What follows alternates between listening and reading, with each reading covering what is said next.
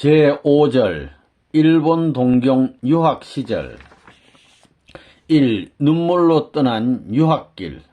유학 수속.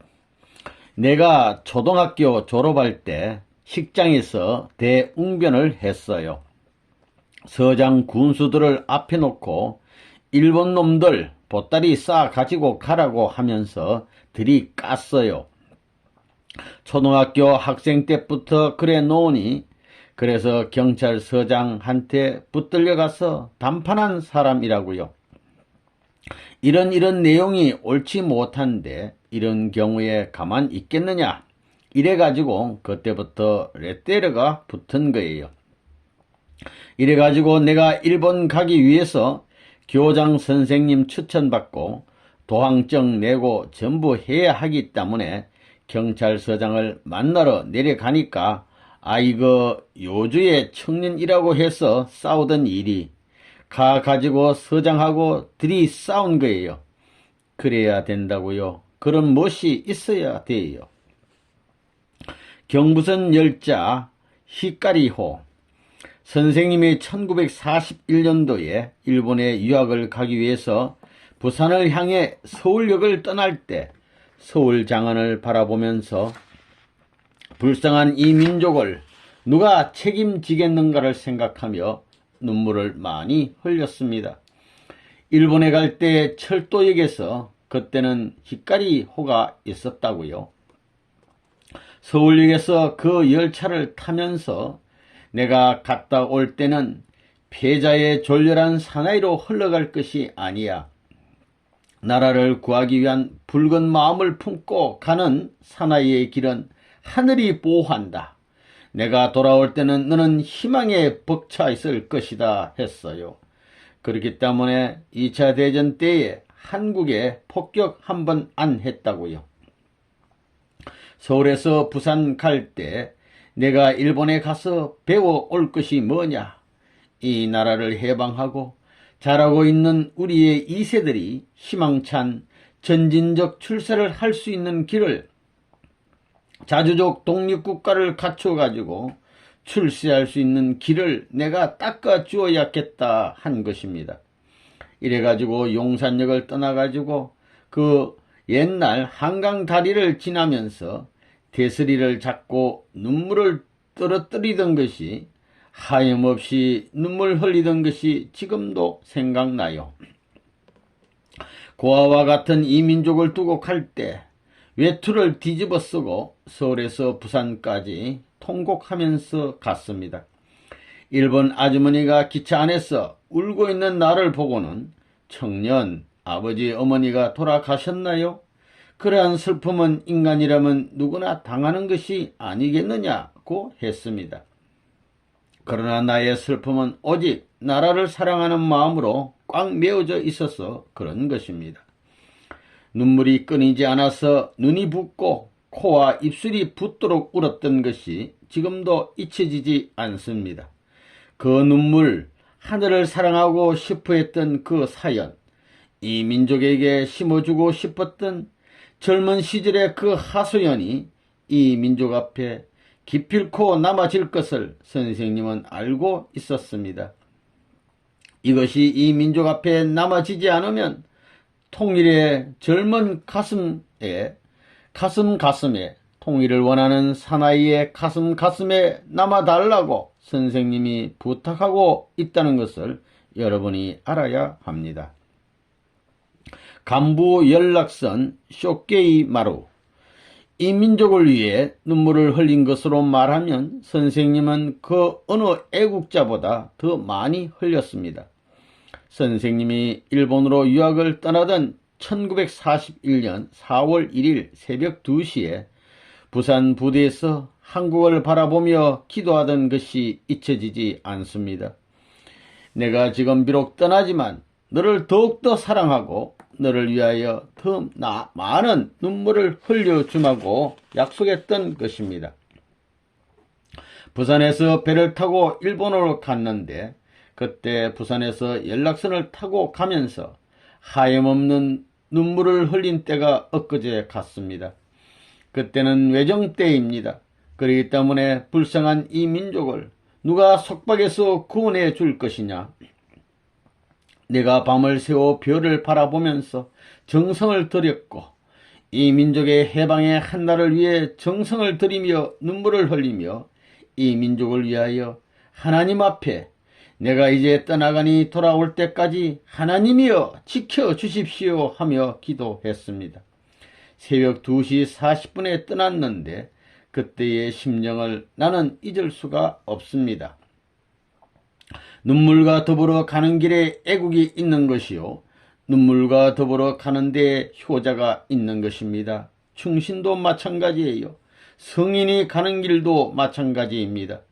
눈물과 더불어 생애를 거쳐가는데 성인의 길이 있는 것입니다.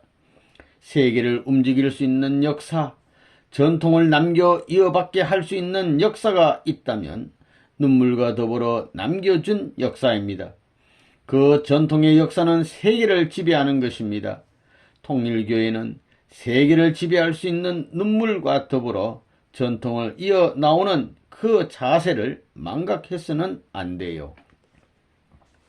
이 와세다 대학 부속 와세다 고등공학교 전기공학과 수학 비장한 심지 내가 원수의 나라에 가서 발 딛는 그 시간부터 내 눈물까지 거둔다 이거예요.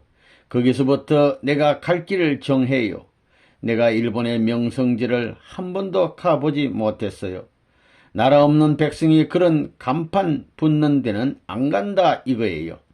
내가 일본에 가 있을 때 집에서 돈을 안 보내줘서 돈이 없는 것도 아니에요. 일본 사람들이 보고 있는 데서 그런 원수들 앞에 자기 위신과 체면을 세우려고 안 하는 거예요.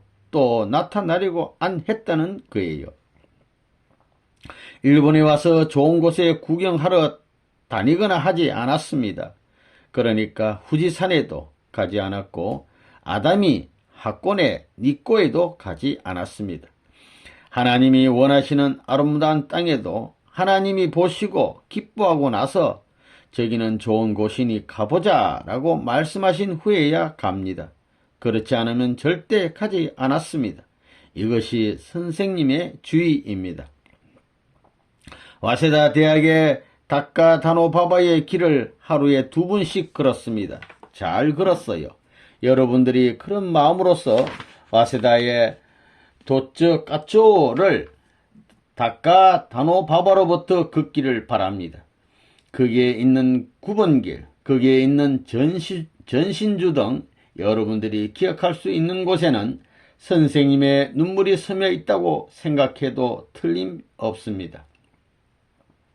세상 지옥을 자진해서 찾아가지 않는 사람은 새로운 세계를 만들어 하나님 앞에 바칠 수 없다는 결론이 나온다고요. 젊은 청춘 시대는 한때입니다. 청춘 시대는 한때다 이거예요. 레버넌문은 가장 귀한 때를 잘 넘긴 사람이라고요. 어떤 것이 플러스 되느냐? 젊었을 적에 놀고 싶은 대로 놀고 뭐 데이트나 하고 춤추고 이렇게 헛된 데 휩쓸리는 것보다 핍박을 받고 조롱을 받으며 참것을 본질화하기 위해서 이 길을 가는 거예요. 선생님의 노정은 과거에도 그랬고 미래에도 그럴 것입니다. 이 길은 언제나 마찬가지예요. 전기공학 전공, 내가 어떤 일을 하겠다는 그런 관이 없어가지고는 안 되는 거예요. 벌써 20대가 되었으면 관을 가지고 나는 무엇을 할 것이다 딱 해가지고 일생 동안 싸워나가야 그 사람이 역사적인 인간이 되든가 뭘 하나 남긴다고요. 뭐 눈치 봐 가면서 환경에 적당히 박자 맞추고 살겠다고 애쓰는 사람은 헐르가 버리고 마는 거예요. 딱 정한 다음에는 그 목적을 위해서는 어떠한 어려움이 있더라도 투쟁에 나갈 수 있는 용맹심이 있어야 되고 그거 싫다 하지 않고 전부 다 소화할 수 있는 배포가 있어야 돼요. 제일 중요한 때가 23까지예요. 18, 19, 20, 21, 22, 23, 24세까지의 기간입니다. 24세까지는 완전히 자기의 전 인생을 걸 목표를 정해야 됩니다. 그것은 여러분들이 수양을 하고 정성을 들이면 알게 되어 있다고요. 선생님은 공부를 할 때 전기 과학을 공부했다고요. 과학을 공부했는데 내 갈 길을 알아요. 내 갈 길을 알았거든요.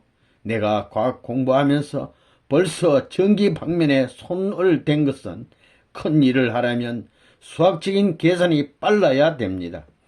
감정력이 빨라야 된다고요.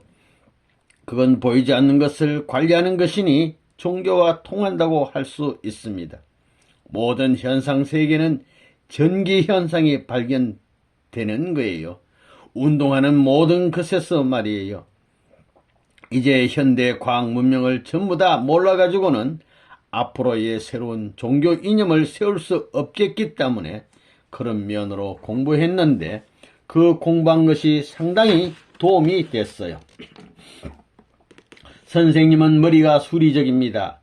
학생 시절에 모자 공장에 2번이나 가서 주문했는데 그래도 작아서 반 정도는 찢어버렸어요. 그렇게 머리가 크다고요. 그렇기 때문에 뇌 세포가 많이 들어있어요. 그래서 무엇이든지 한 가지 일을 신경 써서 하면 보통 사람이 10년 걸리는 것을 3년 이내에 해버립니다. 생명을 건 심각한 공부. 선생님은 공부하는 것도 그러한 마음으로 합니다. 공부를 할 때 왜 피곤을 느끼느냐?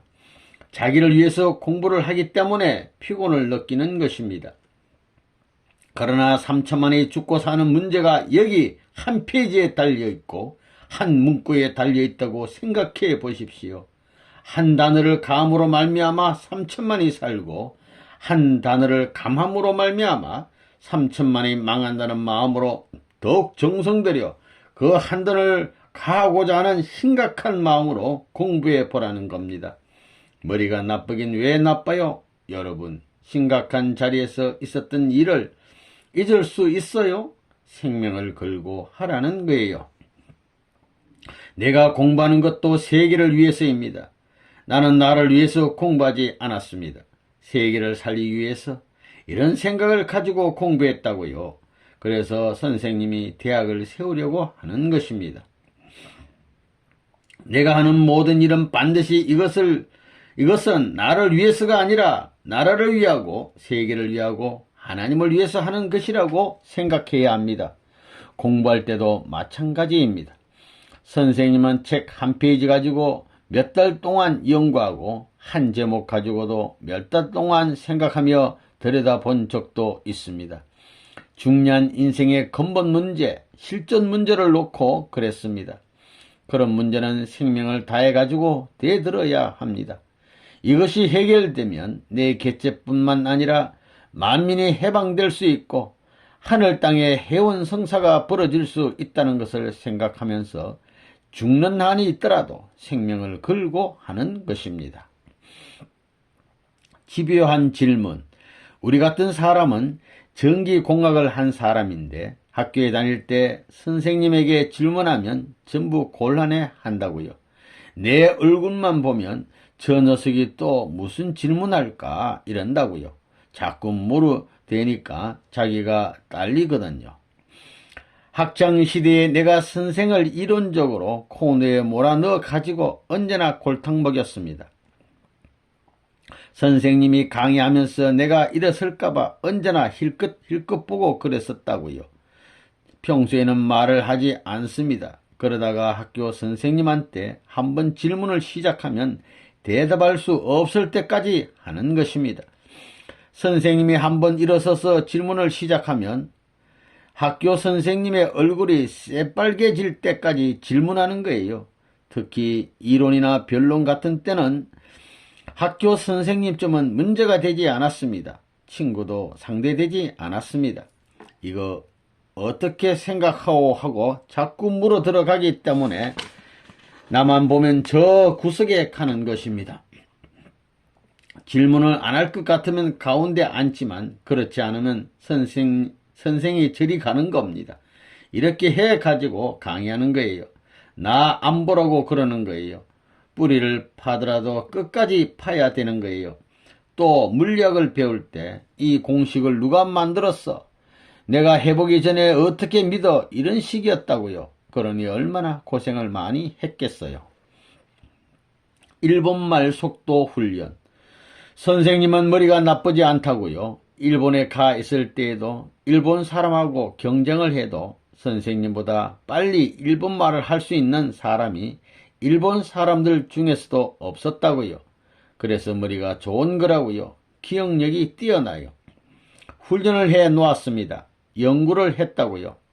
앞으로 일본 청년들까지 내 손으로 소화해서 세계를 위해서 써먹겠다고 다짐한 것이었어요.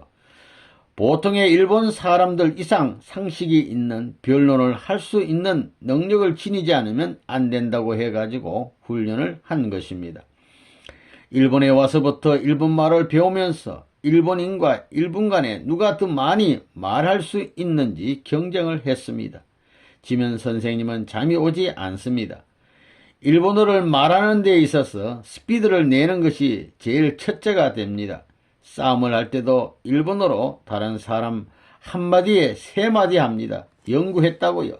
그러므로 지도자가 되는 것은 간단하지 않습니다.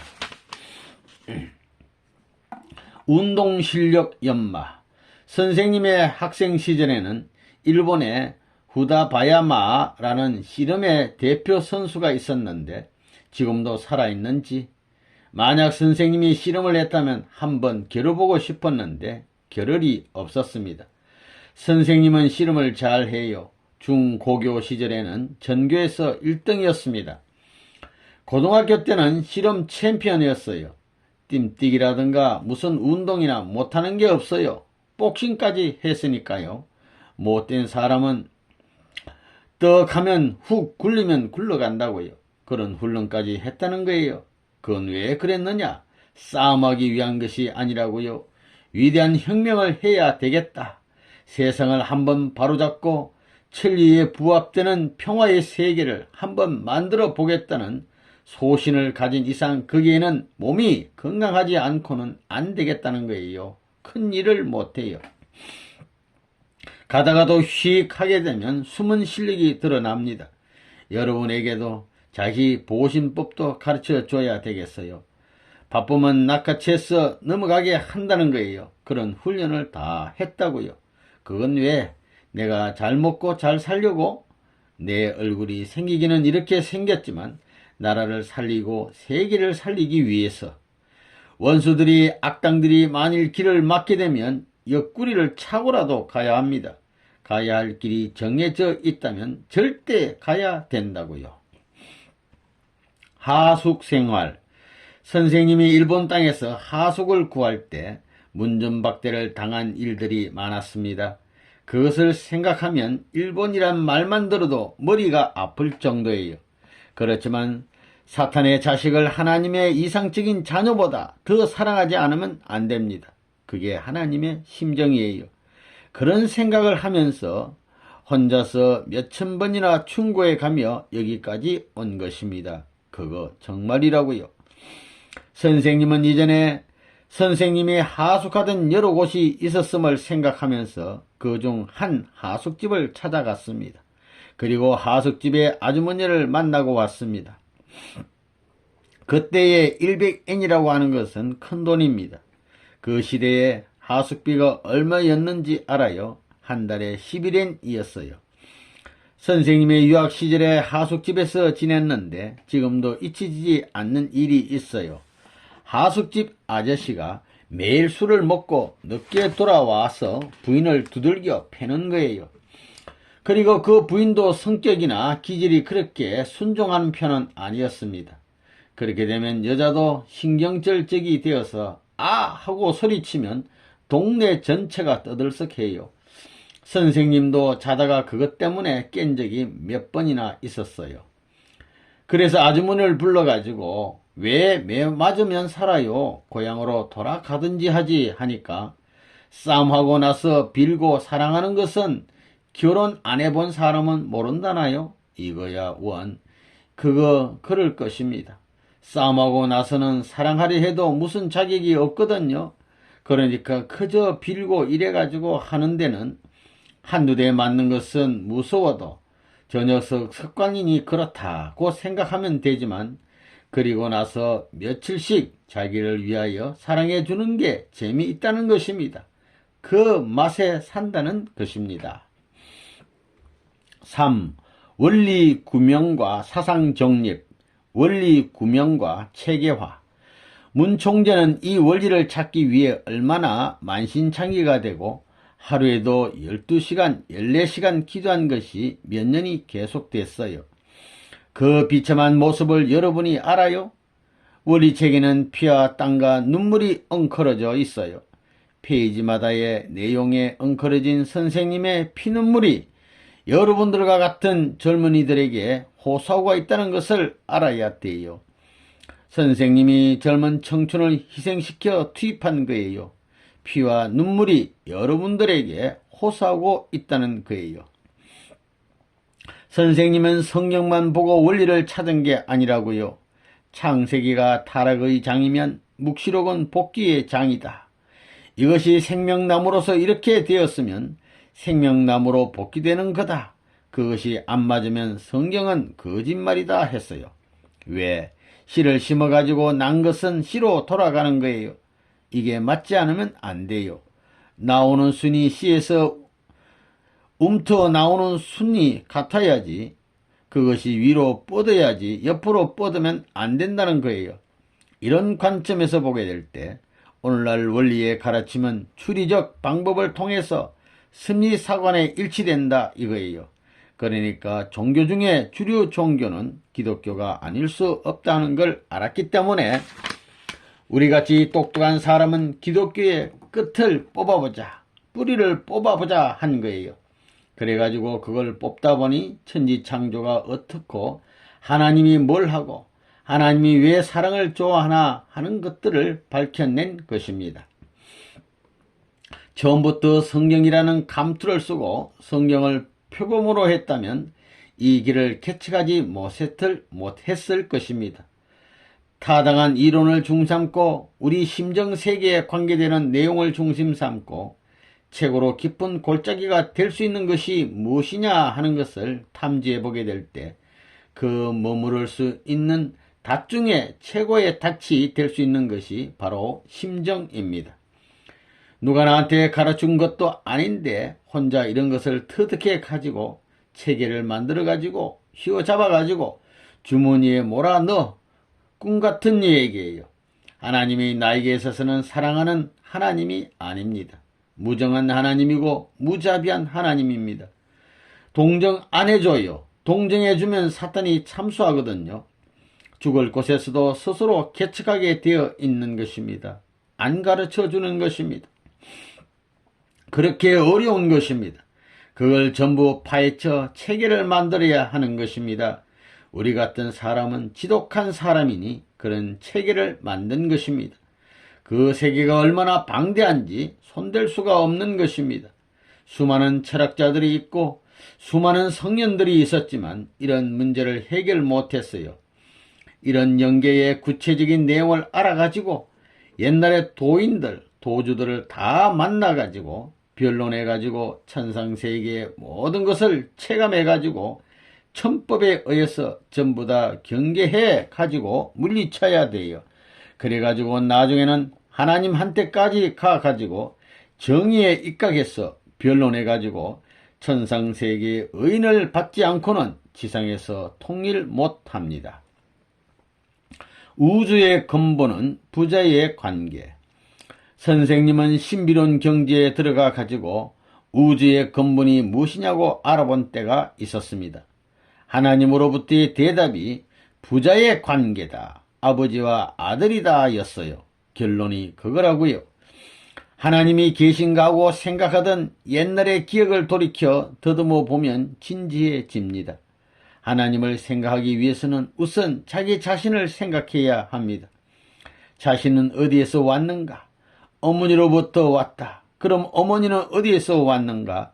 어머니의 어머니로부터. 어디까지 거슬러 올라갈까? 인간의 시초는 어떻게 되어 있을까? 정말로 하나님이 창조하신 걸까? 수많은 인종이 살고 있는데 나는 어떤 계통인가? 사람들과는 어떤 관계로 되어 있는 것일까? 이런 것은 모두 체험하지 않으면 안 되는 문제입니다. 하나에서 10가지 모두 그렇습니다. 그러면 하나님과 자신과의 관계를 맺는 데는 어떤 관계 아래서 맺는가? 역사적 관계일까? 시대적 관계일까? 미래의 관계일까? 무슨 관계일 것인가? 사람과 하나님과의 관계, 그 관계는 무엇을 중심으로 하며 무엇을 키포인트로 하고 있을까? 그것이 문제입니다. 하나님을 알면 자신의 위치와 가치를 알게 됩니다. 또한 관계를 정확히 확인할 수 있습니다. 하나님이 계신다면 하나님 자체는 뭘까? 하나님의 희망은 뭘까? 하나님의 소원은 무엇일까? 우리 생활처럼 하나님에게도 사정이 있을 것이다. 하나님의 사정은 무엇일까?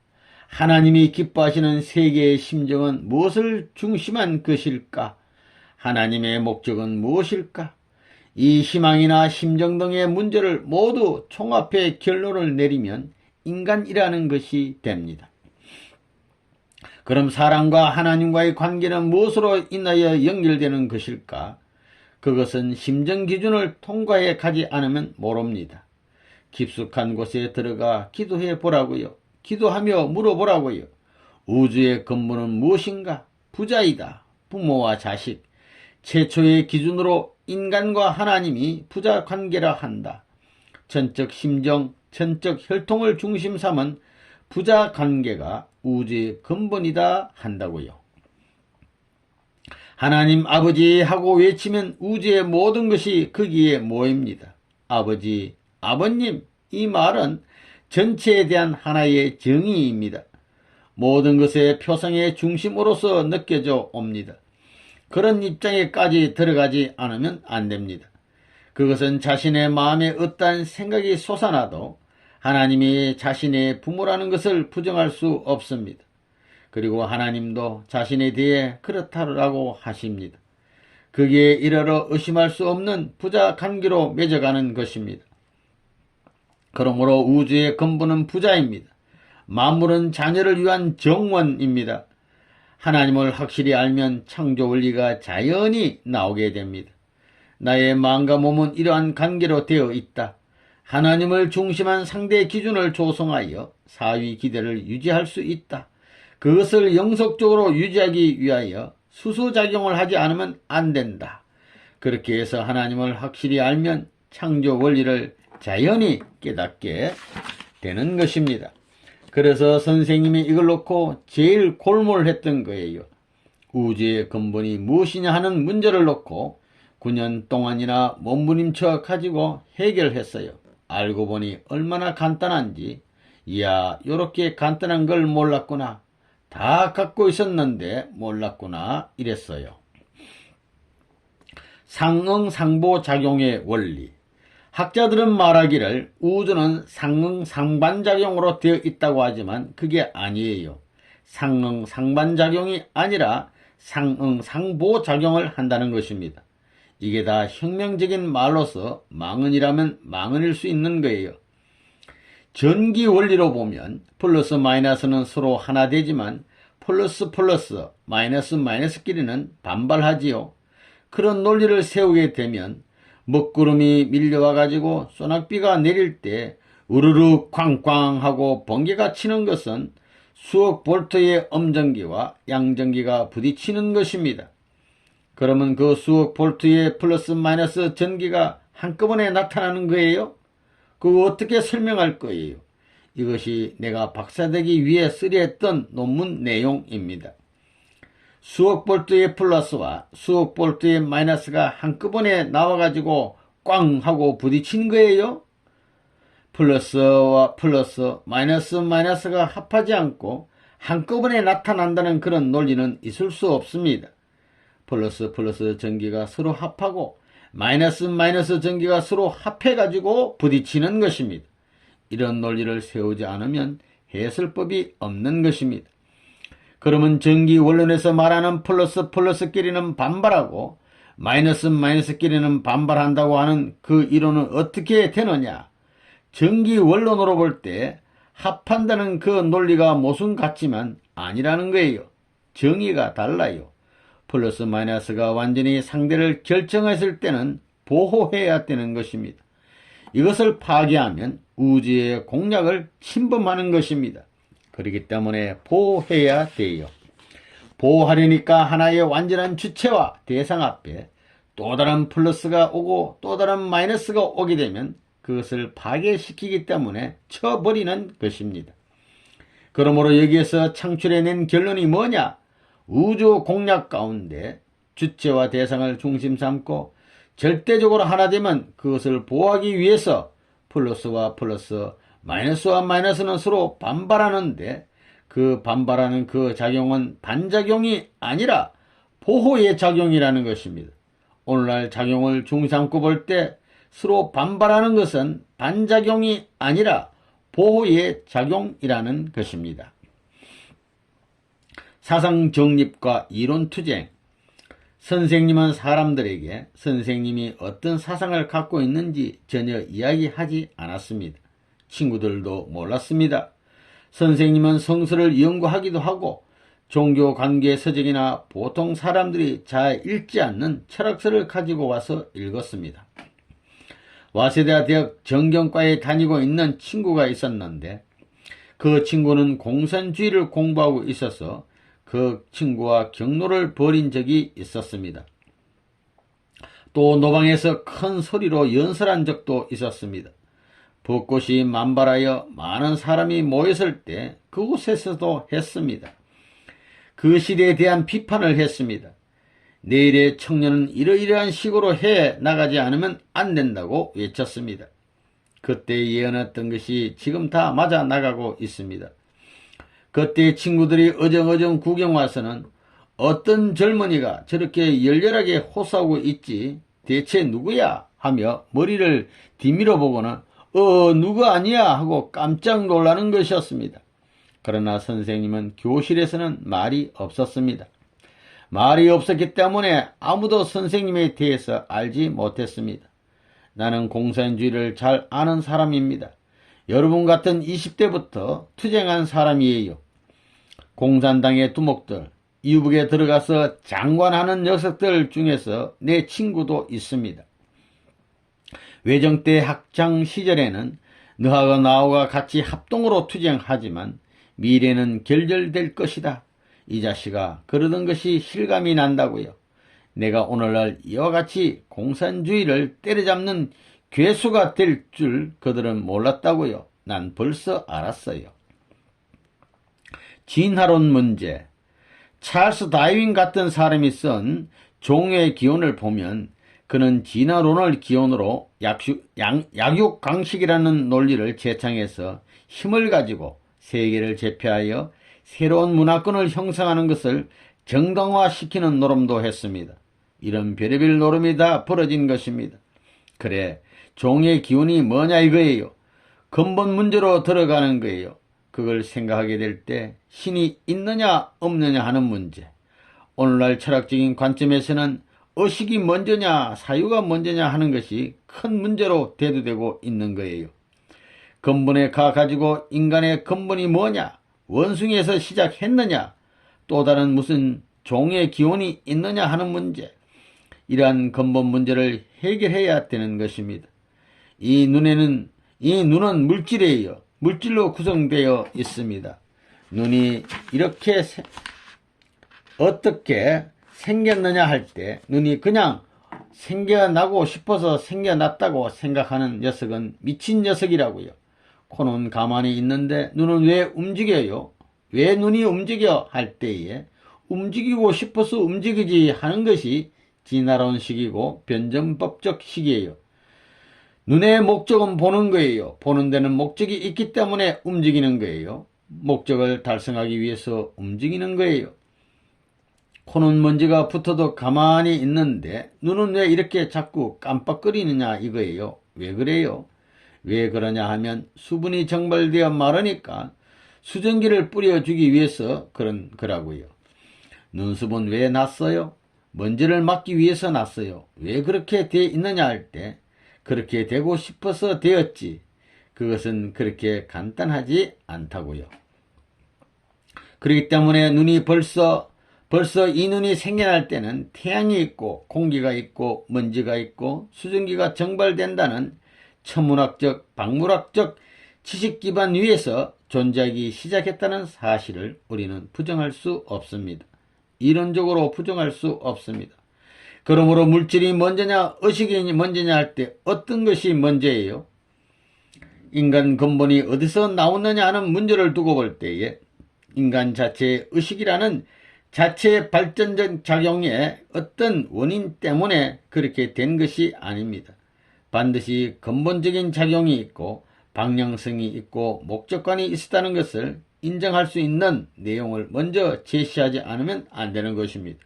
이렇게 보게 될 때 인간이나 모든 만물들이 제멋대로 진화 발전한 게 아니고 반드시 작용이 이래야 되고 방향이 이래야 되고 목적이 이래야 된다는 의식의 결정적인 목적 실체로서 존재하기 시작했다는 것을 우리는 논리적으로 부정할 수 없다는 사실을 알아야 됩니다. 이 내용을 놓고 내가 옛날 학창시절부터 공상당하고 싸운 것입니다. 야, 이 자식아, 진화론이 뭐야? 찰스 다윈의 종의 기원이 뭐야? 이 미친 자식 하고 그때부터 싸워 나온 얘기입니다. 사랑의 철학자. 선생님 지금까지 어떻게 나왔느냐? 선생님 자신도 마찬가지였습니다. 선생님도 이 길을 개척해 나오면서 그리움이 있었다면 하나님 외에는 다른 것이 없었습니다. 하나님을 그리워하고 공의의 주인이 될 수 있는 이 나라의 주인을 그리워하고 세계의 주인이 될 수 있는 성현들을 그리워하고 존중시했습니다. 하나님을 무한히 존중시한 동시에 역사를 지탱할 수 있는 중심적인 사상의 주인공이 있으면 그 주인공을 존중시했습니다. 존중시할 수 있는 대상을 찾기에 급급했다는 것입니다. 그러는 중에 찾아진 분이 바로 예수님이었습니다. 따라서 하나님을 사랑하고 예수님을 사랑하고 하나님과 예수님이 사랑하고 싶어 하시는 만민을 사랑하라는 것입니다. 어느 정도까지 사랑해야 하느냐? 자신의 의식이 몽롱하게 될 때까지 사랑하라는 것입니다. 그 사랑에 미쳐보라는 거예요. 그렇게 가지고 망한다면 하나님은 없는 것입니다. 그게까지 가보라는 것입니다. 다시 돌아오게 되어 있다는 것입니다. 레몬 문 하면 사랑의 철학자가 되어 있다고요. 레몬 문 철학은 사랑의 철학인데 사랑의 철학은 레몬 문에게 물어보지 않으면 안 된다고요. 그러면 사랑의 철학을 만들어낸 것인가? 발견한 것인가? 그렇지요. 만들어낸 것이 아니에요. 발견한 것입니다. 선생님은 사랑의 철학자예요. 천지애의 철학자예요. 비로소 선생님 시대에 와서 사랑을 중심 삼고 전부 다 가정으로부터 종족 세계까지 풀어나가고 있는 겁니다. 내가 아는 건 이것밖에 없는데 아무리 연계를 덜치고 세상 역사를 다 덜쳐봐도 이것밖에 없더라 이거예요. 또 시험을 해봐도 이렇게 하면 악마가 물러가고 하나님이 환영하는데 이걸 누가 알아줘야지요. 그거 알아주게 될 때까지 40여 년이 걸렸어요. 4. 항일 지하 학생 운동, 장래 대비한 조사 활동. 나는 20대 시절에 하나님 앞에 이 민족을 구하겠다는 다짐을 했습니다. 일본 국민이 천황을 위하는 마음보다도 내가 3천만을 대신한 입장에서 하나님을 사랑하는 마음이 더 강하다고 믿었습니다. 그렇기 때문에 일본은 망한다고 믿었습니다. 일본이 선을 먼저 쳤으니까 그들은 망할 수밖에 없다는 것입니다. 거시시 참을 치면 남아지는 법이 없습니다. 그렇게 나는 속으로 치고 싶은 대로 다 쳐봐라. 더 이상 칠 수 없는 날에는 뒤집어질 것이다 라고 생각했습니다. 선생님이 동경에서 공부하고 있을 그때에 선생님은 동경을 많이 돌아다녔습니다. 다녀보지 않은 곳이 없었습니다. 장차 계획이 있었기 때문이었습니다. 앞으로 몇 년 후에는 일본의 젊은이들이 반드시 일어날 것이다 생각을 하면서 말입니다. 학자들은 어떻고 노동자들은 어떻고 전부 다 실제 조사하기 위해서 선생님은 뒷골목 거리를 많이 다녔다고요.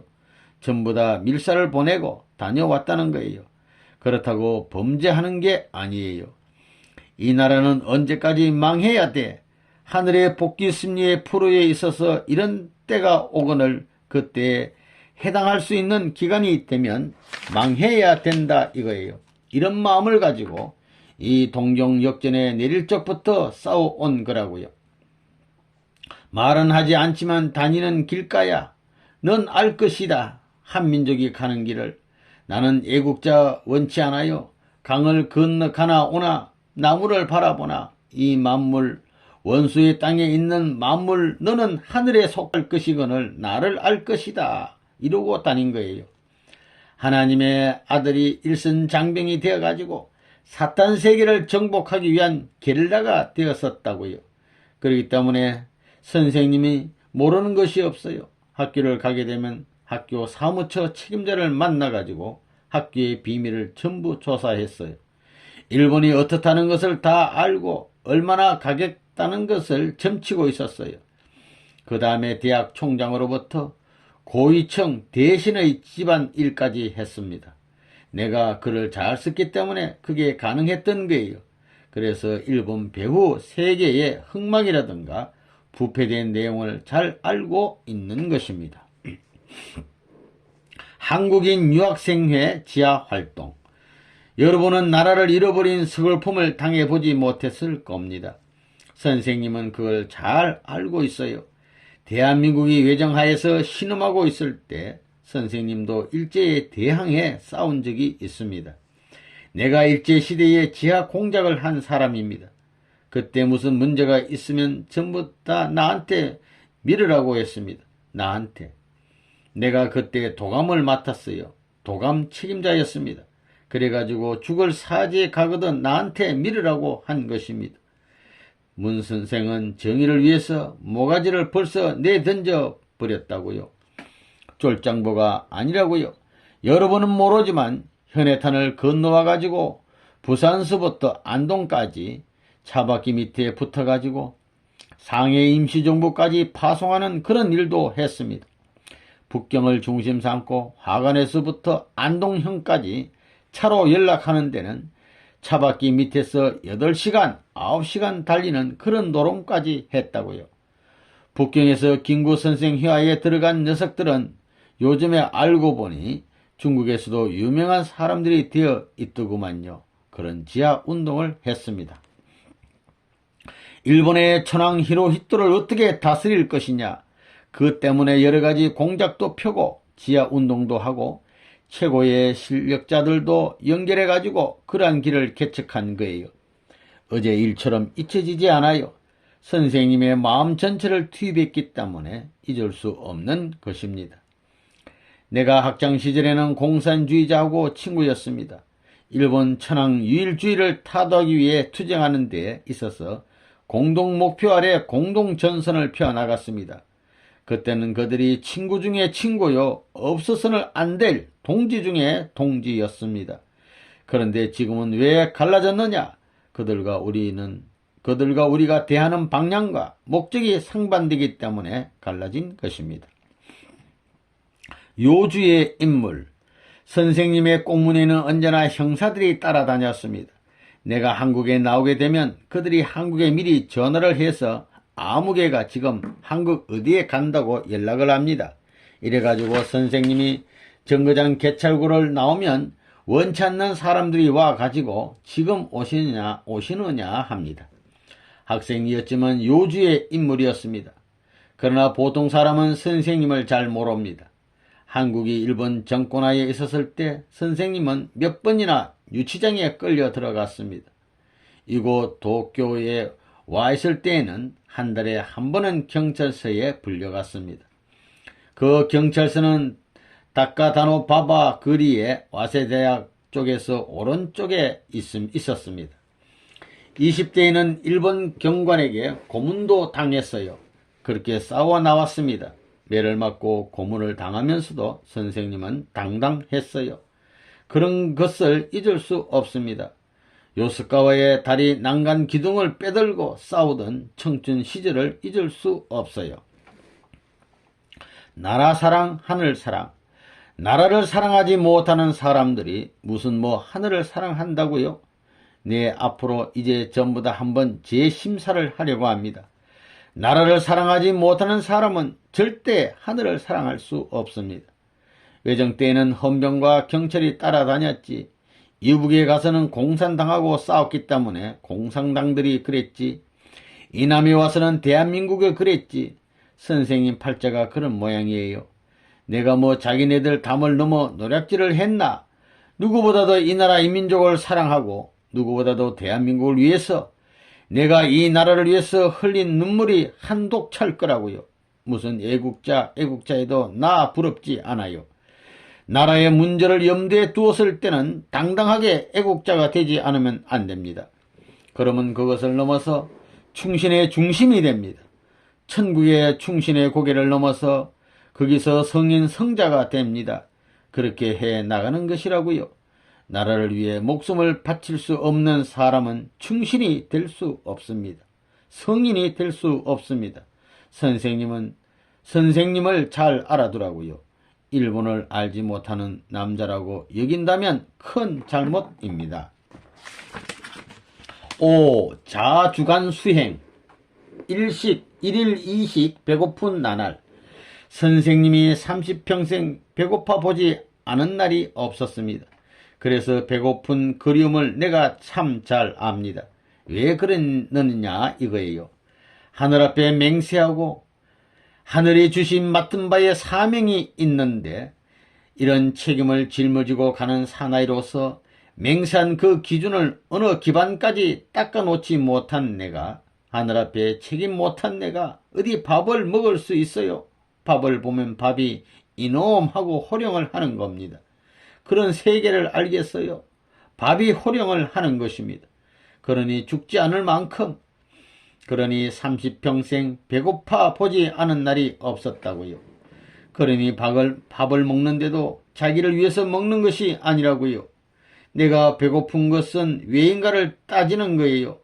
공적인 일을 위해서 피땀을 흘렸기 때문에 배가 고픈 것이라면 그게 얼마나 진정한 의미에 있어서 피땀을 흘렸느냐, 나를 위했느냐, 공적인 일을 위했느냐, 이렇게 스스로 비판해보고 공적인 일을 했다 할 수 있어야 합니다.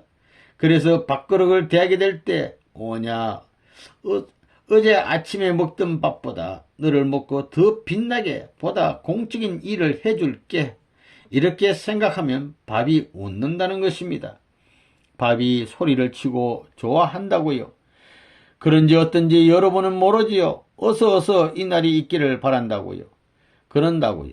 밥 먹는 시간이 아주 신비로운 시간이라는 거예요. 좋은 것을 갖기 위해 좋은 것을 먹기 위해서 이러는 것이 아니다 하면서 식당에 가더라도 고급 식당에는 가지 않았습니다. 식당에 가더라도 제일 말쓰게 앉는다는 것입니다. 돈이 없어서 그런 것이 아닙니다. 어떤 자리에 어느 누구보다도 하나님 앞에 자랑할 수 있는 조건을 어떻게 세울 것인가를 생각하며 이런 노름을 해 나왔던 것입니다. 그때는 쌀이 모자라던 판인데 젊은 놈들이 가서 먹기 시작하면 한이 없어요. 내가 몇 그릇까지 먹었느냐 하면 11그릇까지 먹어봤어요. 아, 그렇게 먹는다고요? 짜왕 같은 것으로 먹기 시작하면 11그릇도 금방이에요. 그건 남비로 하면 한 단비 못 될 거라고요. 어느 날은 얼마나 먹을 수 있는지 시험해 보자고 하게 되었습니다. 전쟁 시대인 그때는 식권이라는 것이 있었습니다. 그 식권이 있어서 몇 그릇이나 먹을 수 있는지 어디 한번 먹어보자고 친구들을 데리고 갔습니다. 단오바바를 쭉 내려가면 절이 있는데 거기서부터 식당이 쭉 늘어서 있어요. 거기에서 선생님은 닭고기 계란 덮밥을 7그릇이나 먹었습니다. 7그릇 먹고 나서는 목이 돌아가지 않았습니다. 그것은 배가 고픈 것보다 더 고통스러웠습니다. 움직일 수도 없었습니다. 그런 일도 하곤 했습니다. 그러나 선생님이 항상 그렇게 했다고 생각하면 큰 잘못이에요. 선생님은 항상 배가 고팠습니다. 그런데 왜 그렇게 했을까요? 자신의 배만을 채우고 있으면 자신으로부터 민족이 멀리 도망가 버리기 때문입니다. 하나님도 자기에게서 멀리 달아나 버립니다. 배가 고파서 먹고 싶지만 그 이상으로 민족과 하나님을 사랑해야 한다고 생각했습니다.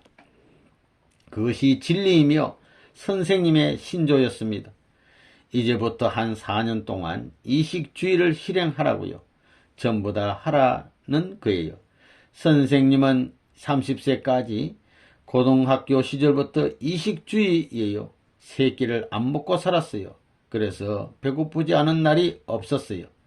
밥 한 끼를 그런 세계를 위해서 희생하라고요. 그건 거룩한 일이에요. 헌옷과 고개 숙인 걸음. 선생님을 보면 입는 옷은 헌 옷가게에서 산 싼 것들이었습니다. 그 옷을 보면 반들반들 윤이 납니다. 사람들은 모두 머리에는 기분을 내며 포마드라든가 무엇인가를 바릅니다. 바람이 불거나 태풍이 불면 머리카락이 바람에 날리기 때문이라고 하면서 바릅니다. 그러나 선생님은 그러지 않았습니다. 선생님은 어떠한 봄날이나 여름날에도 바르지 않았습니다. 또 그럴 때에는 밑으로부터 45도 이상 위를 보지 않았습니다. 머리기름도 30세 때까지는 안 발랐다고요. 맨 처음에 머리 올릴 때는 기름을 발랐지만 그 다음에는 안 발랐다고요.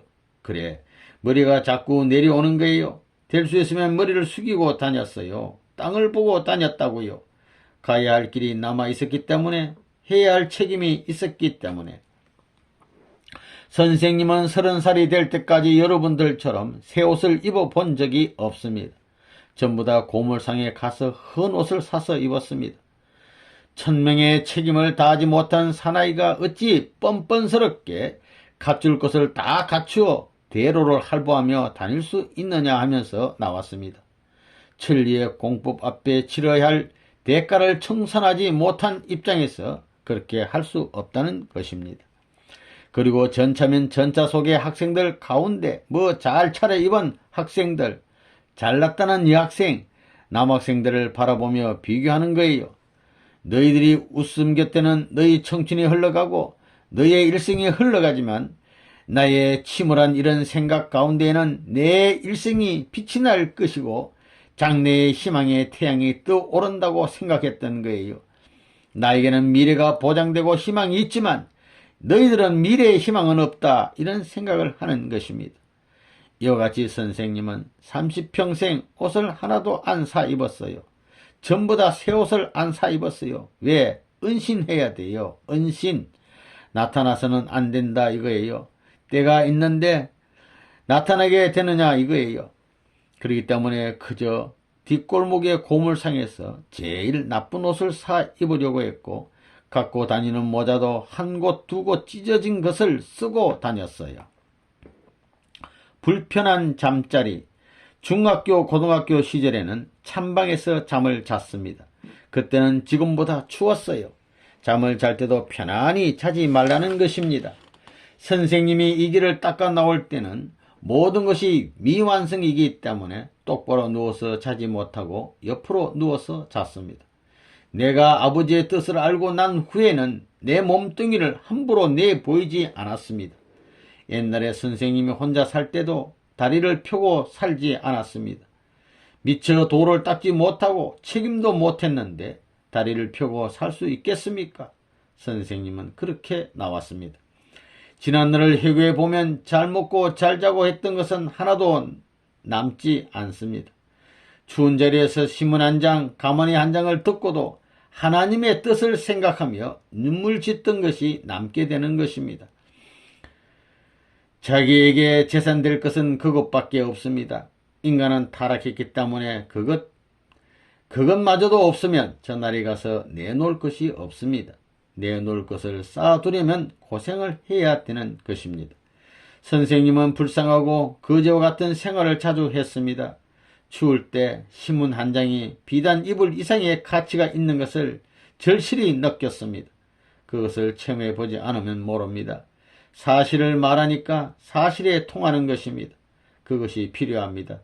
우리 통일 청년들에게는 그런 훈련을 시켜야 합니다. 선생님은 그런 생활 안 해본 줄 아세요? 다 해봤습니다. 이불 한 채 갖다가 너댓 사람이 아주 다정스럽게 자니 참 좋더구만요. 자다 보면 다리가 입에 쳐 걸쳐 있어도 차버리는 사람이 없고 입으로 발가락이 들어가면 그것을 젖은 줄 알고 빠는 사람이 있어요. 정이 들면 그래도 좋다는 것입니다. 유혹 극복과 정욕 주간. 전차, 동경을 도는 전차가 있지요.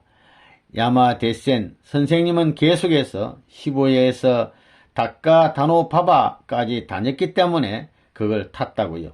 타게 되면 여자애들이 계속해서 다닌다고요. 그때는 선생님이 말수간 타입도 취하지 않는다고요.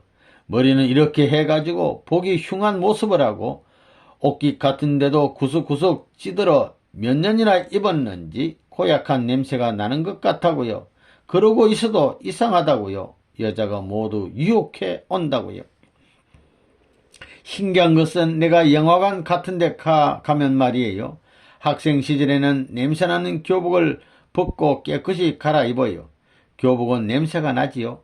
머리카락은 늘어뜨리고 입은 꾹 다물어서 새끼도 없는데 20대, 30대 여자들이 앉으면 자기들도 모르게 선생님의 손을 쥐어요. 뭐요? 당신 손이 내 손을 쥐지 않았소? 하면 그렇습니까? 앗! 하고는 얼른 손을 뗍니다. 자기도 모르게 그러는 것입니다. 젊은 시절에는 선생님이 눈길을 한 번만 주더라도 여자들이 전부 다 호감을 갖고 따라왔습니다. 어디서나 서서 먹는 초밥집에 가더라도 여자가 숨어 있는 거예요. 당신이 오는 것을 기다리고 있었습니다. 당신이 좋아서 어쩔 수가 없어요. 이러길래 뭐가 좋아 이 갓나야 그랬어요. 그런 많은 일들이 있었습니다. 이런 것을 말하기 시작하면 끝이 없어요. 선생님 때문에 뭐랄까 혈서를 쓴 여자도 있어요. 유명한 재벌의 딸이에요. 외동딸. 그리고 학교 가게 되면 황해도에 부잣집 딸이 있었어요. 제일 갑부의 딸이 있어요. 매달 테이블에 서랍을 빼게 되면 말이에요. 갑부의 딸이 나 없을 때 돈 봉투를 갖다 쌓아 놓는 거예요. 세상 남자 같으면 얼씨구나 복바가지 떨어졌다 하겠지만 쓸 것이 아니라고요. 한 달, 두 달, 석 달 쌓아 놓는 거예요. 그것이 그냥 그대로 쌓여 있는 거예요. 이걸 보고도 회수 안 하면 6개월 지난 후 내가 불러 앉히는 거예요. 불러놓고는 불러놓는 거예요. 정색을 하고 훈계해줘요. 어머니 아버지 입장에서 민족의 운명이 이런 자리에 있는데 너 여인으로 와가지고 이런 행동을 할 수 있느냐? 애국의 심정을 다 바쳐도 이 나라가 소생할 수 없는 비참한 운명길에 서 있는데 너 여기 일본에 와가지고 차별받고 비굴한 환경을 못 면한 너 자신이 이럴 수 있느냐 그랬다고요. 그러던 그 여자가 세상에 그런 남자를 잊을 수 없다고 오빠같이 모시겠다고 했다고요. 그런 여자를 내가 약혼까지 시켜주려고 노력하다가 내가 졸업대가 되어서 졸업하고 나왔지만 말이에요. 그런 역사가 많다고요. 여자들이 나를 농락하기 위해 무슨 짓이든 안 했어요. 선생님이 유학 시절에 일본에 갔을 때도 여자들이 벌거벗고 이불 속으로 몰래 들어오는 것을 여러 번 당했다고요. 그렇지만 내가 일본 여자들 앞에 죄를 안 지었습니다. 그런 면에 있어서 세계 모든 여자를 맡기도 좋을 남자로 보기 때문에 그러한 사명을 다할 수 있는 것입니다. 그러한 올바른 전통을 지금부터 더럽히는 어리석은 사람이 되지 않도록 이 기반을 세우기 위해 선생님은 얼마나 고생했는지 여러분은 모릅니다. 자기의 성욕을 컨트롤해야 돼요. 만약에 미인들 틈에 들어가더라도 그것이 생식기가 일어나서는 안 돼요. 컨트롤할 수 있는 자가 되어야 돼요. 그렇지 않으면 돌아가지 못해요. 그런 길을 가기 위해서 얼마나 선생님이 투쟁했겠는가를 생각해 보라고요. 말뿐이 아니에요. 그 길을 간 거예요. 그런 길이 통일교회의 뿌리가 되었다는 걸 알아야 돼요. 선한 아버지가 되어야지요. 내가 우리 아들, 딸 앞에도 누구한테도 부끄럽지 않아요. 아버지로서 하늘 땅 앞에 당당하지 어머니 앞에 당당하지 선생님이 이랬다 저랬다 하는 사람이 아니에요. 말한 대로 하는 사람이지요. 그래, 통일교의 뿌리가 깊다는 걸 알고 그 뿌리에 여러분들이 접을 붙여가지고 자라야 푸른 동산에서 여러분들이 선생님 같은 나무가 되는 거예요. 인정을 뛰어넘어 내가 지금 생각해도 이젠 다 연계에 간 것을 내가 알고 있지만 말이에요.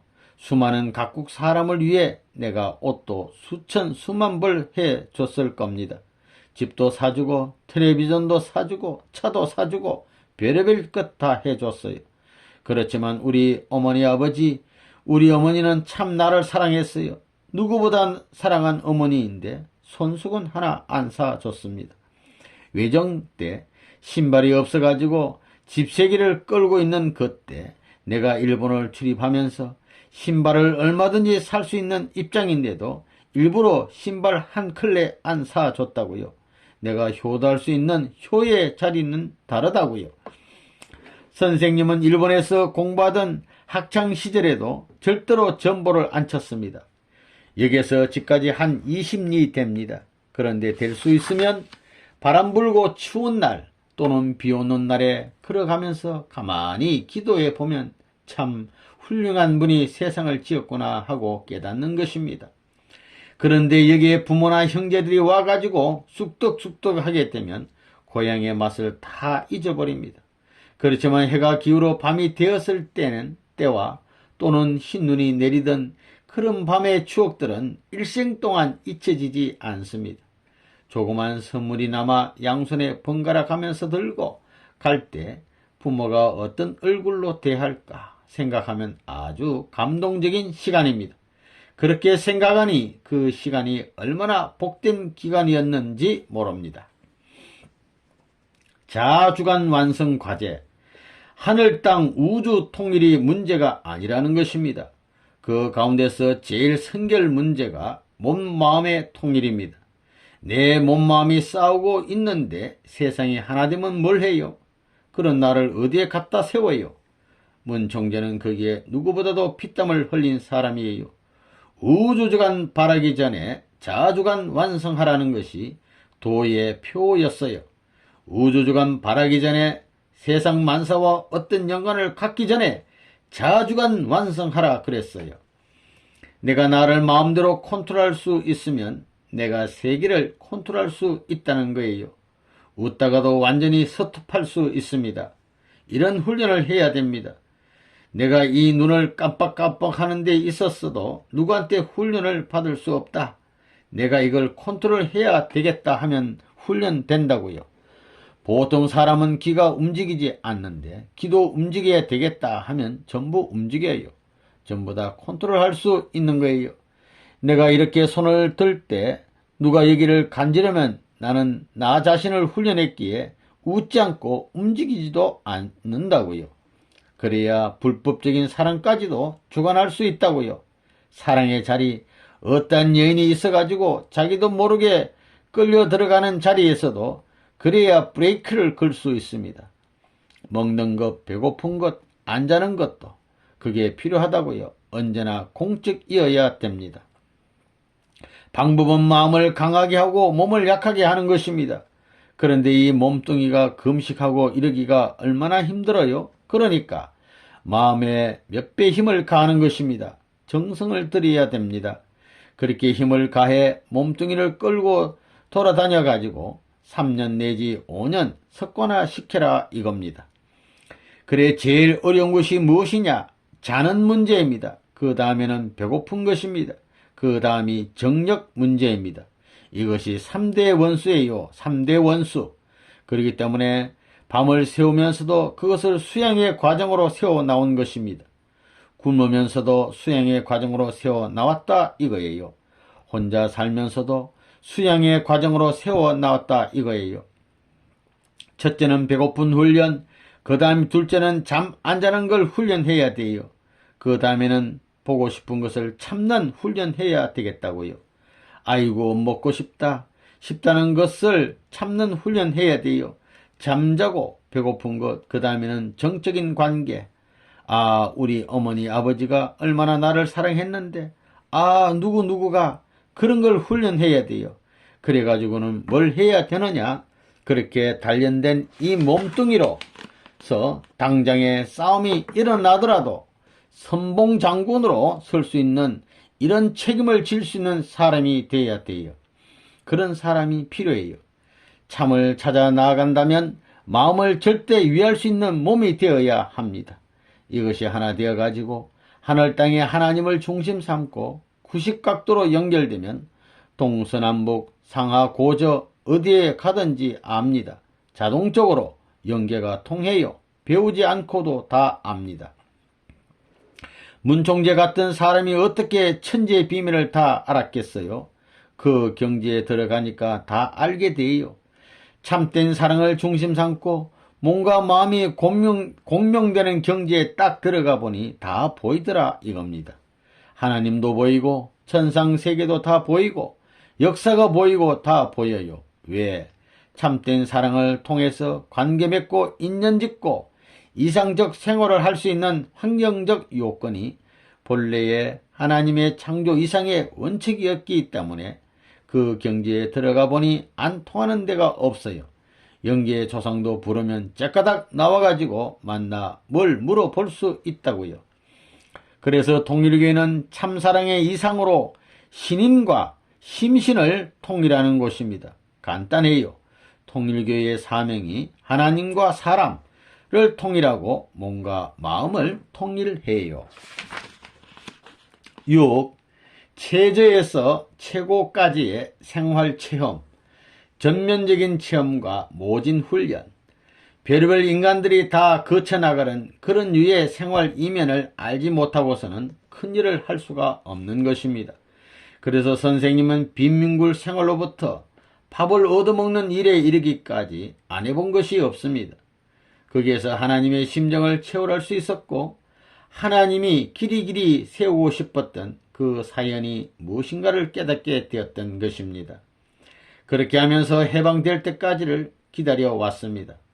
선생님은 해방의 날이 올 것을 알고 있었습니다. 온갖 일을 다 해보았다는 것입니다. 결국 인간의 고락이 어떤 것인가를 다 알아보았다는 것입니다.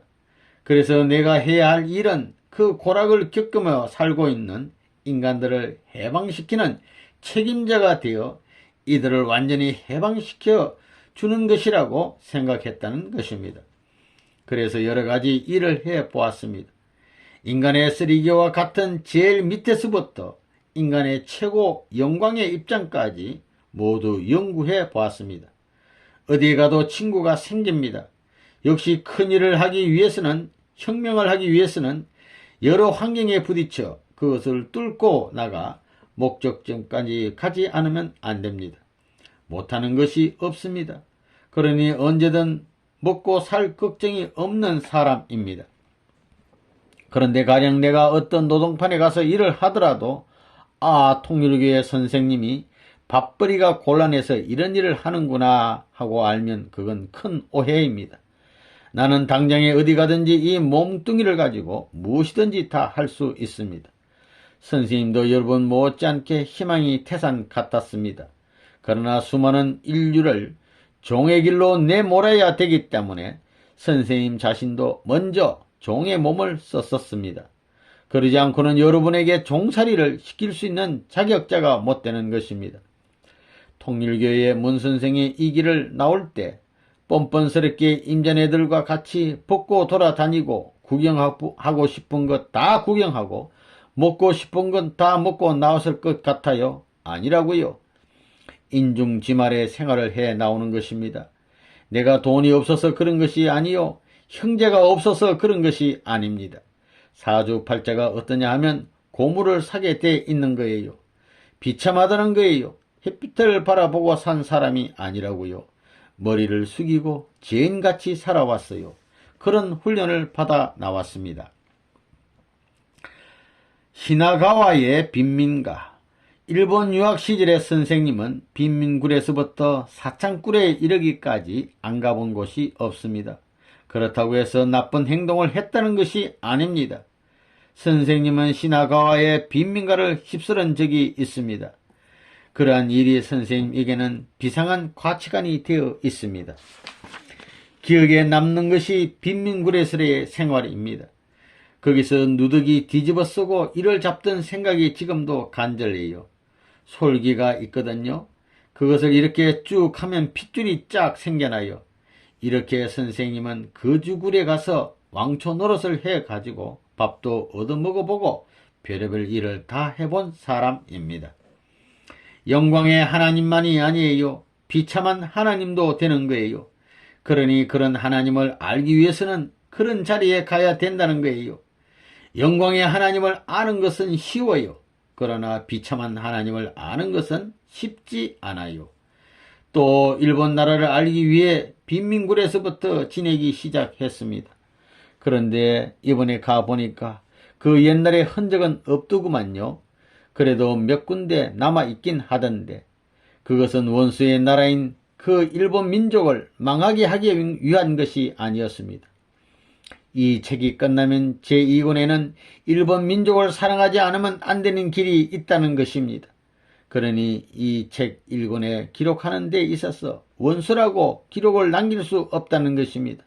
기록으로 남길 수 없고 행동의 실적을 남길 수 없는 길을 묵묵히 가야 된다는 것입니다. 신주쿠의 뒷골목. 여러분의 나라가 전쟁할 때 선생님은 일본에 와 있었는데 신주쿠의 뒷골목 등을 쭉 돌아보곤 했습니다. 어디라도 들어가 여성들의 과거를 쭉 물어봅니다. 맥주를 가져오게 합니다.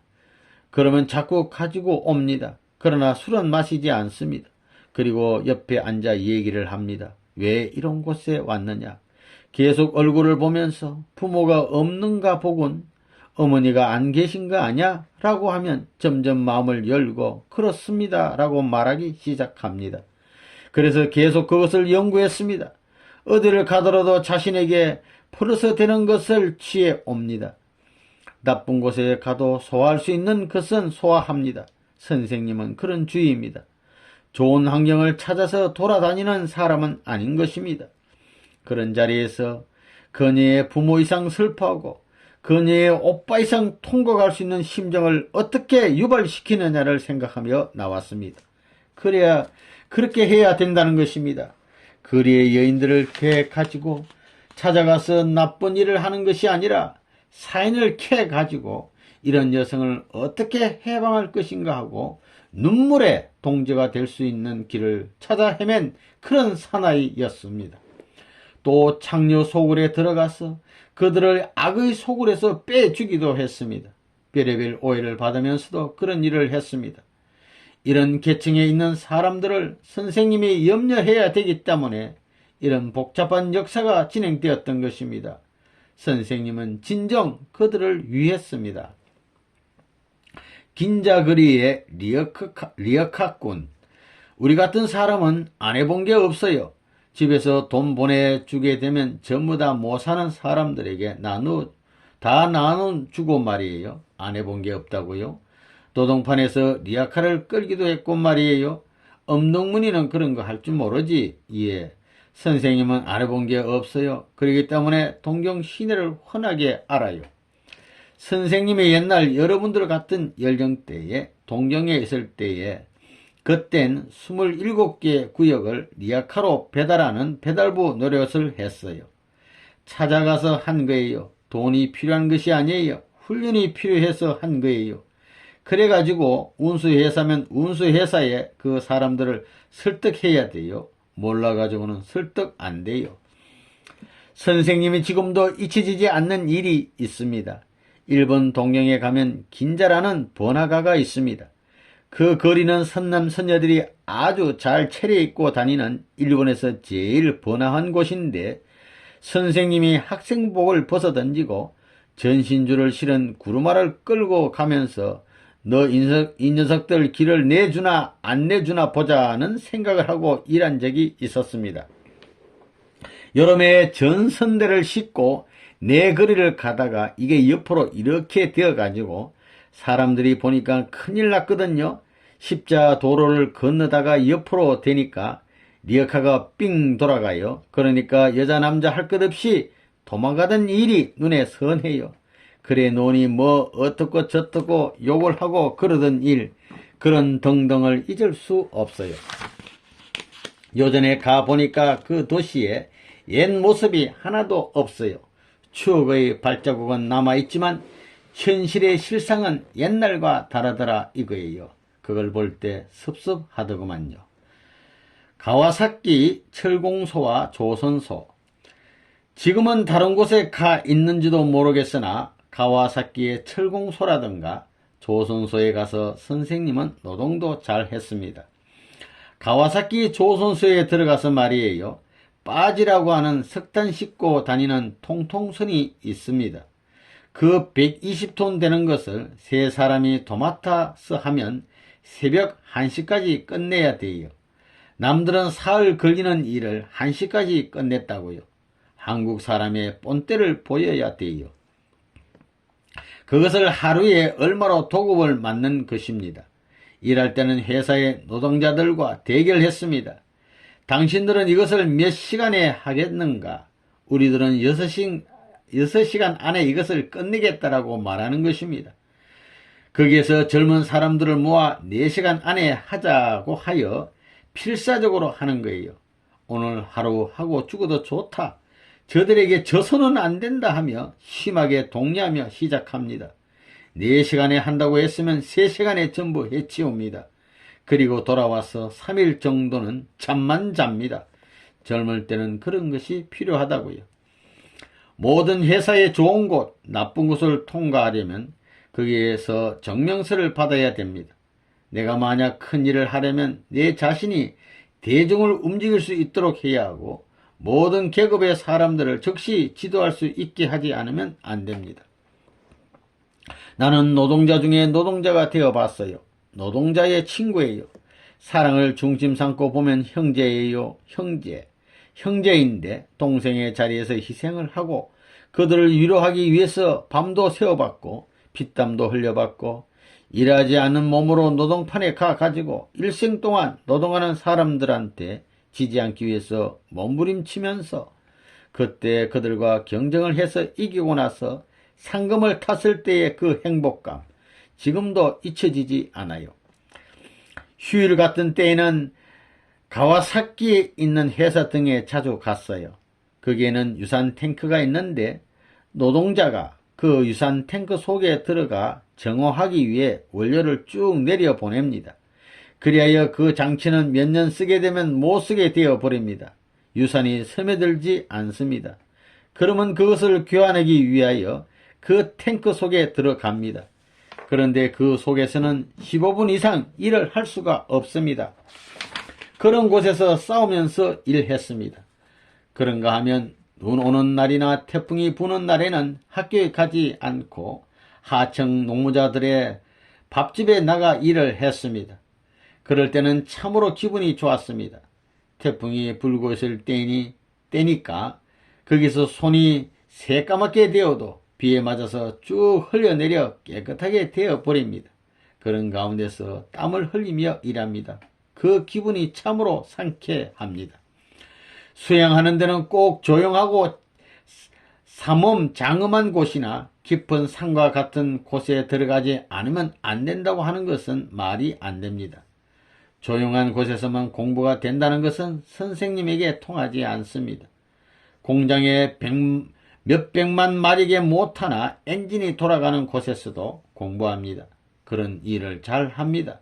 여러 가지 일을 하면서 준비하는 것입니다. 온갖 인간 생활의 현장 체험, 노동자 중에 노동자가 되지 않고는, 노동자의 어버이가 되지 않고는 노동자를 구하지 못하는 거예요. 농민의 어버이가 돼야 돼요. 농민의 어버이적 사랑에 있어서 농사를 사랑할 줄 알고 어촌에 가게 되면 어부 중에 어부예요. 그러니 여러분이 시골에 가서 목동을 보면 선생님에게도 목동 시대가 있었다는 것을 생각해야 하고, 농부나 노동자를 보면 선생님에게도 농부나 노동자의 시대가 있었다는 것을 생각해야 됩니다. 인생 철학이 아니라 인간 철학을 알아야 한다는 것입니다. 그러려면 노동자도 되어보고 농민도 되어보아야 합니다. 나는 무엇이든 다 할 줄 아는 사람입니다. 노동판에 가서 노동도 할 수 있고 목수일도 잘합니다. 염전에 가면 소금을 젓는 가래질도 잘합니다. 못하는 것이 없습니다. 구루마도 잘 끌고 구덩이를 팔아 해도 잘 팝니다. 다 해보았습니다. 구두를 놓으라면 놓을 수 있고 벽이나 담을 쌓으려 해도 쌓을 수 있고 꿀떡을 쌓으라 해도 다 한다고요. 무엇이 하든지 붙고 났으면 먹고 사는 건 문제 없다는 거예요. 저 산중에 들어가서 숯 굽는 것까지 전부 다 배웠다고요. 동발을 매는 것도 전부 다 배웠어요. 또 톡 가지고 무엇이든지 다 만듭니다. 해보지 않는 것이 없습니다. 그러므로 어디에 가든지 양복만 벗어버리면 옷을 갈아입으면 무엇이든지 도울 수 있는 사람이 됩니다. 일본에 가서도 안 돌아다니는 데가 없는 거예요. 어려운 데는 다 파고 다니면서 별별 짓 다 해봤다고요. 건회사 빌딩의 소사로부터 다 했어요. 최고의 장관, 대신에 비서까지 했다고요. 말도 빠르기 때문에 마음에 들지 않는 자를 만나게 되면 해치우는 것입니다. 유명한 필승의 노릇도 했습니다. 글 쓰는 것도 외교도 했다고요. 회사에 나가서 일도 해보고 글씨를 써서 팔아보기도 했습니다. 어떤 때는 회사에서 현장 감독도 해보았습니다. 무엇이든 하라면 못하는 일이 없습니다. 심지어는 사주 봐주는 것까지 했습니다.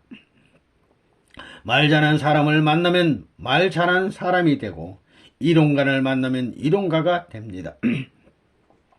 학자 세계가 가지고는 학생 시대부터 교수들을 놀려먹고 배고플 때는 교수들을 찾아가서 점심 사달라고 했다고요. 그렇다고 억지가 아닙니다. 심리 감별 훈련. 선생님이 요즘은 그렇지 않지만 옛날에는 그런 일을 많이 했어요. 거리에 나가서 지나가는 사람을 보고 어떤 느낌이 오느냐 알아보는 것입니다. 아, 저 사람은 틀림없이 이렇다고 생각이 될 때에 그것이 진짜 맞는지 안 맞는지 따라가면서 타진을 해보는 것입니다. 당신 이랬지요 하고 물어봅니다. 그것은 연기에서 가르쳐주는 것이 아니라 내 마음이 벌써 아는 것입니다. 그래서 당신이 이런 사람이지요 하고 물어보면 어떻게 알지요 하고 놀랍니다. 어떻게 알긴 어떻게 알아. 틀림없이 맞습니다. 가만히 앉아서 저 방에 누가 있는가? 좋은 일 하고 있느냐? 나쁜 일을 하고 있느냐? 좋은 사람이 살고 있느냐? 나쁜 사람이 살고 있느냐? 하는 것을 대본에 알 수 있습니다. 여러분도 안테나를 점점점 높여서 그렇게 발전시켜야 합니다.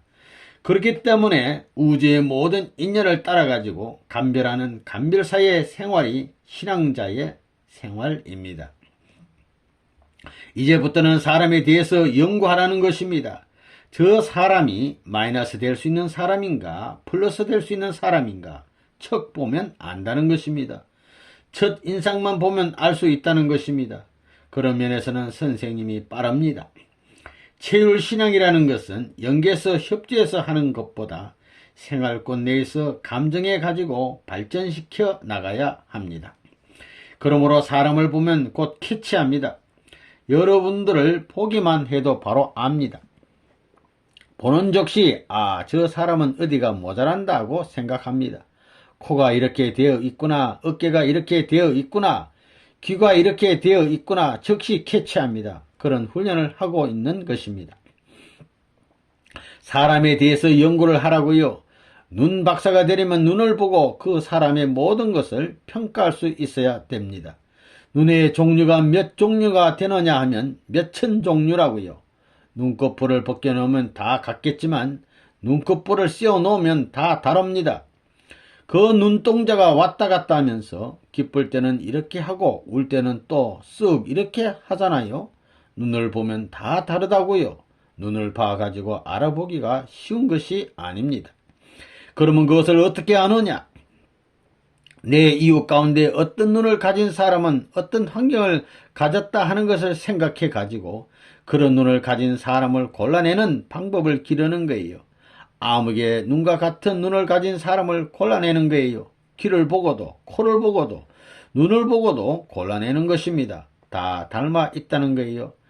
그런 걸 가지고 어떤 사람에게 착하게 생긴 것이 있으면 그것을 중심 삼고 10가지 중에서 3가지만 같으면 그 사람에 대해서 절반 50% 이상이 가려지는 거예요. 얼굴에는 눈, 입, 귀, 코 이 4가지밖에 없는데 그 중에 3가지만 갖게 되면 절반 이상 들어맞는다는 거예요. 그걸 봐가지고 악한 사람인지 선한 사람인지 가려내는 것입니다. 그런 잼대를 가지고 연구하는 것입니다. 여러분도 지금 선생님에게 연구 자료를 제공하는 분들입니다. 전인적 인격 훈련 과제. 내가 붓을 들어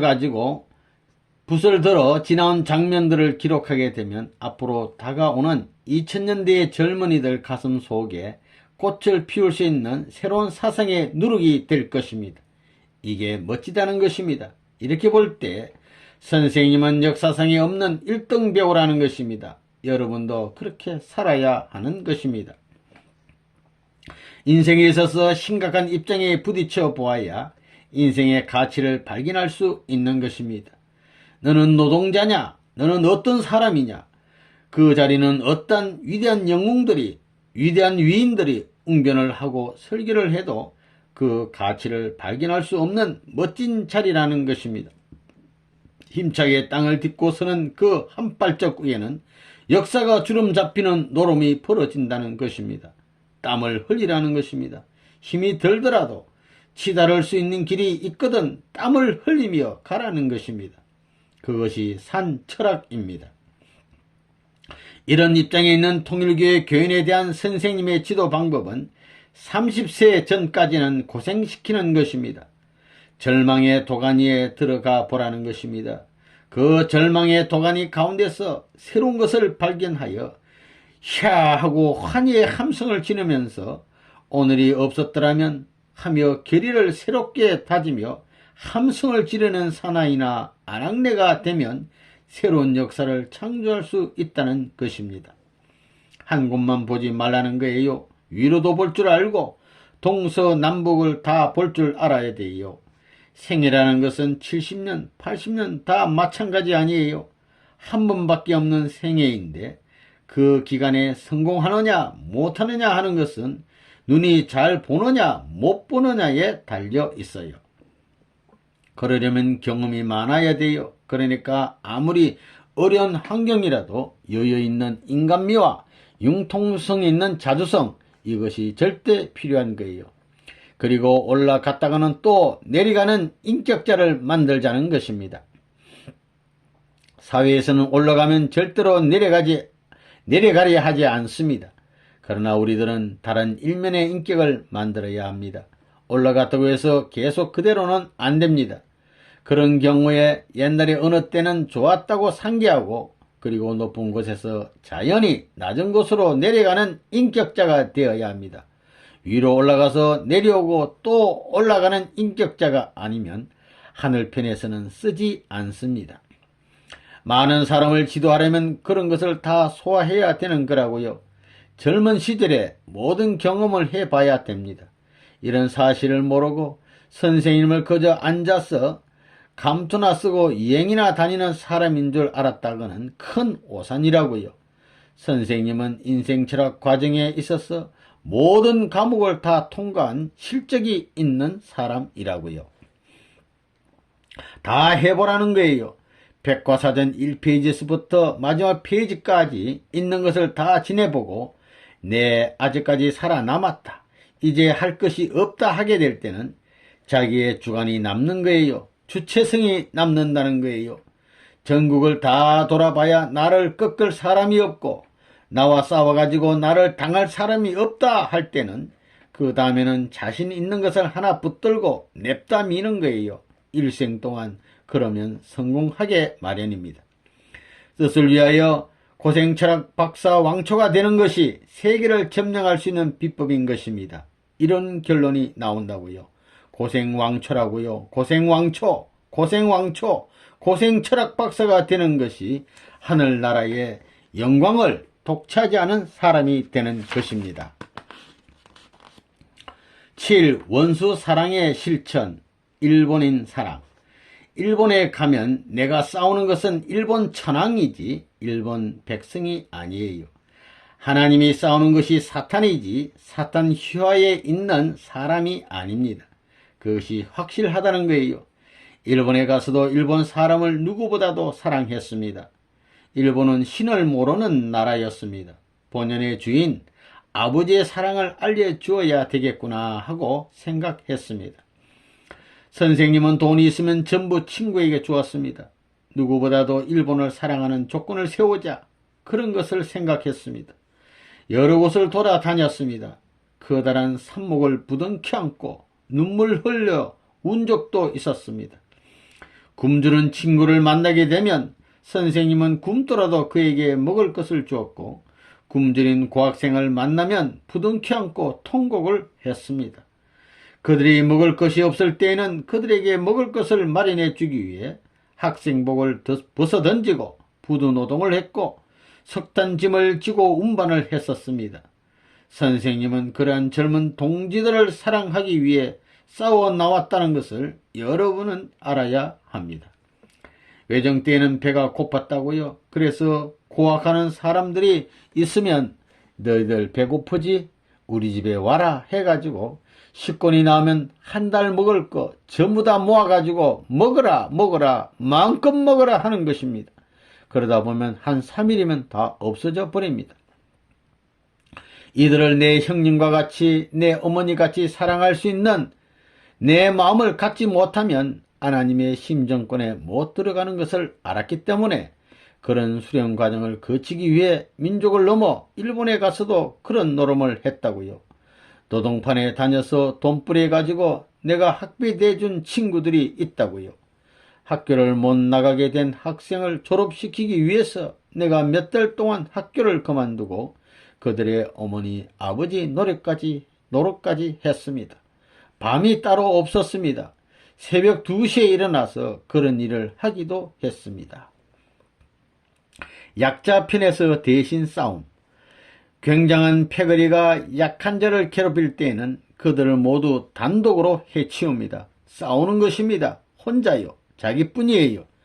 그것은 공을 위해서 만날 때는 혼자입니다. 맞을 때의 그 기분, 이것은 모든 인생 철학에 있어서 필요한 문제입니다. 때때로는 남의 일을 가로맡아 싸움도 했습니다. 자진해서 이 자식 뭐야 그랬습니다. 청년 시대에는 그런 기질도 필요합니다. 그런 사람을 만들고 싶습니다. 그리고 노동판에는 조장이 있어서 착취를 하는데 사마를 떼냅니다. 그래서 그렇게는 안 된다고 하면서 강력히 한 거였습니다. 선생님은 무수한 자들에게도 그렇게 해서는 안 된다고 하면서 그들의 말에 따르지 않습니다. 그런 일을 잘 했습니다. 선생님은 그러한 힘이 있어요. 선생님의 학생 때 삼총사 친구가 있었어요. 그때 일본의 조합이 유학생이라든가 학생이라든가 하는 사람들을 착취하고 있었어요. 그래서 어디를 착취한다 라는 말을 듣게 되면 삼총사가 뛰어드는 거예요. 나는 이런 사람이다. 당신들이 나쁘다고 하는 것은 소문으로 모두 들어서 알고 있다 하는 거예요. 그리고는 오늘 일하러 오니까 써달라.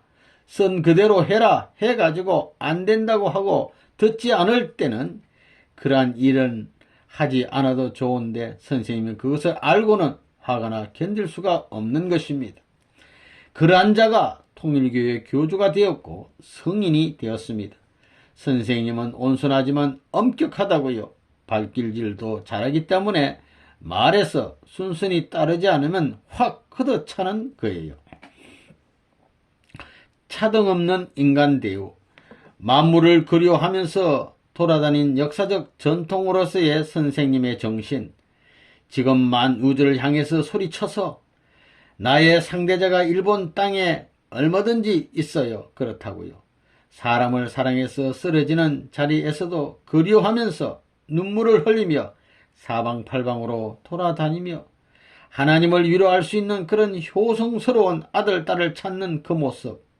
비가 오나 눈이 오나 바람이 부나 그런 모든 것에서 상관없이 끝없이 날을 넘고 달을 넘고 연을 넘어서 생애를 넘어가서 가는 그 모습은 만우주 만상이 존경하지 않을 수 없어요. 그렇게 생각하는 것입니다. 나라와 세계를 위해서 선생님이 흘린 눈물이 말이에요. 마룻바닥을 항상 적셔 놓았어요. 주위에 어느 누가 불쌍한 처지에 놓여 있으면 달려가서 부모처럼 돌보고 형제나 자식에게 하는 것처럼 해왔어요. 더욱이나 이 아가씨들, 이런 사람들이 전차나 버스에 타게 된다면 땀내나고 무슨 냄새나는 이런 노동자가 옆에 와 있으면 자꾸 이렇게 밀치고, 이 통일교 쌍깐나 자식들도 그러면 대가리를 까버릴 겁니다. 왜 그래야 되느냐 보라고요. 선생님도 그런 생활을 했어요. 우리 어머니가 내가 그렇게 사는 걸 볼 때 얼마나 통곡했겠단 말이에요. 지극히 사랑하는 아들, 그 미야오기야 기른 아들이 그렇게 사는 걸 볼 때 얼마나 통곡했겠느냐 말이에요. 그런 사람들 보면 저 사람에게도 어머니가 있을 것이고 부모가 있을 것이다. 그 부모가 저렇게 생계를 꾸리는 아들의 입장을 본다면 그 부모의 마음은 얼마나 아프겠느냐 하는 생각이 드는 거예요. 또 그뿐만이 아니라 그 아가씨를 가만히 보면, 그 아저씨를 가만히 보면 그 아저씨를 생명을 걸고 기다리는 그 아저씨들의 아낙네가 있어요. 애기 아버지가 왜 안 들어올까 하며 하루에 몇 푼 벌어오는 거기에 생명을 걸고 있는 정성을 다하여 거룩히 승리하여 한 푼이라도 더 벌어오기를 비는 그런 아주머니가 있어요. 그뿐만이 아니에요. 나의 어린 아들, 딸들은 그들을 대하여 아버지라 할 것이며 아버지는 그들을 대하여 아들, 딸이라고 하는, 여기에도 무슨 차이가 있어요. 우리 통일교의 사람들은 그걸 생각해야 돼요. 절대 사람을 무시해서는 안 되는 거예요. 인간을 대우할 줄 알아야 돼요. 입는 것이야 아무 것을 입고 두른 것이야 아무 것을 두르면 어때요? 마음씨 있어서 남이 갖지 못하는 마음을 갖고 있으면 그 아들, 딸은 망하지 않아요. 이 시대에는 이렇게 살지만 3대를 지나고 7대의 그의 후손들은 반드시 꼬리를 치고 다닐 때가 온다는 거예요. 그것을 체험해야 돼요. 사교력과 친밀감.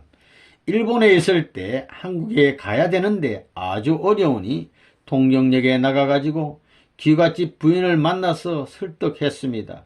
나 일본에 와서 이러이러한 일을 했소. 내가 돈이 얼마 필요하니 당신 핸드백에 얼마 이상 있을 테니 3분의 1을 구워주소 한 거예요. 그 말이 하도 진지하니까 그 아주머니가 돈을 구워준 거예요. 그것으로 차표를 사서 와 가지고는 그 3배를 내가 보내줬어요. 그런 역사가 많아요. 또 선생님이 친구들을 떡 사귀려면 말이지요. 필요하면 대본에 사귀는 거예요. 또 어디 가면 잘 논단 말이에요.